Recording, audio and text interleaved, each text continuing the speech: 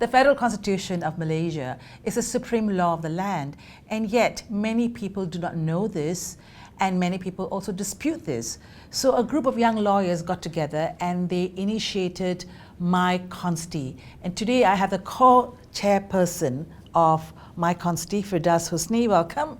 Thank you. Tell me, what is MyConsti all about?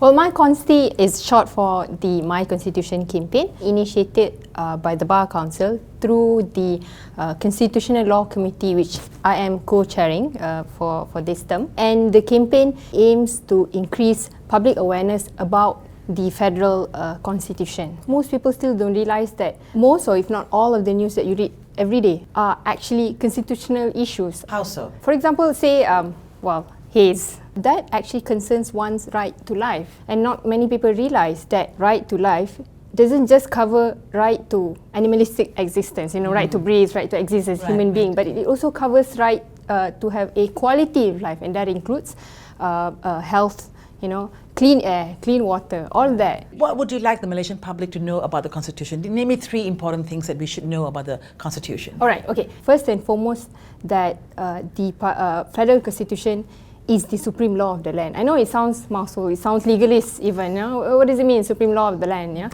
But supremacy of the Constitution is significant in the sense that every other law, or rather everything that we do, has to be measured against what is in the Constitution. And whichever that is inconsistent with the Constitution can be declared as void.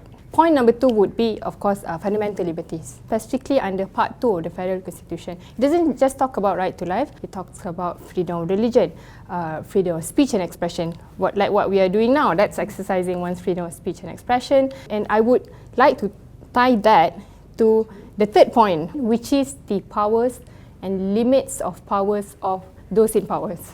Okay, in other words, how to limit the power of those who are in power. Yes. How do we limit it? Okay, quick example. Say freedom of speech and expression, that's under Article 10. Okay. Now, if you look under Article 10(2), it sets out the restrictions on how one's freedom of speech and expression can be limited. So, of course, the Parliament, those elected parliamentarians, can enact laws to restrict one's freedom of speech and expression. But if you go back to the Federal Constitution, it sets out limited areas in which the parliamentarians can restrict one's freedom of speech and expression. Only if it falls under these restrictions can they legislate the laws. So it's built into the Federal Constitution are checks and balances yes, to ensure that our rights are really being safeguarded, right? Yes. Right. So the Federal Constitution provides safeguards in the events where the parliamentarians enact law that goes outside the permissible restriction. For example, the judiciary can come in. Because they are a separate entity, right? Independent, yes. So in that sense, they can act as a check and balance. But what are the challenges still? Because, it's all very good in principle. Yes. We find that, quite a number of people go to court and they say, it's a constitutional issue. This is my constitution. Yes. I'm going to challenge the courts. I'm going to challenge people to understand that this is my right. Can you name some of these cases? The most controversial issue when it comes to freedom of religion in this country would be the Allah issue, specifically the usage of the word Allah in the Weekly Herald publication. So that went up all the way to the federal court. They used by the Catholic publication, yes, right? Yes, that's correct. So that's one. And then we also have the issues where church was raided on suspicion that there is propagation, simply because there were a few Muslims who attended that dinner. It's a dinner function, if I'm not mistaken. So there was an issue of that, despite the Federal Constitution clearly stating that when it comes to Islamic law, under the state, they don't have jurisdiction over non-Muslims. A lot of people seem to forget that also. So that's that. And then we also have the transgender issues. It was a case, I think, filed in Negeri Sembilan High Court by 4 transgenders to challenge the Negeri Sembilan Sharia enactment that criminalized cross-dressing. So the Sharia authorities arrested them because they were cross-dressing. Yes. They took it to court to say, it's the Constitution protects me. Yes.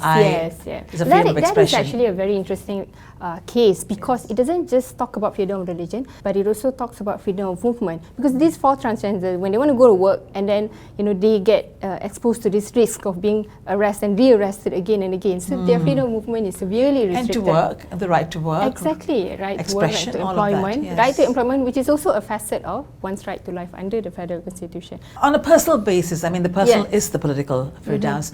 Do you find that, as a young woman, lawyer, human rights defender, do you find that when you take on some of these positions and you say this is a right, Yes. do you find that you're getting challenged? Do you get, attacked? Well, on a personal basis, yes. Before that, I mean, looking at it from a bigger picture, people label the Bar Council as pro-oppositions. Yeah, so that affects every stance that the Bar Council takes. When you say pro-opposition, you mean opposition party, right? Yes, opposition party, the political party. That actually is in power in 2 states in this country, okay? So the thing is, I think this is probably a mindset issue, Sure.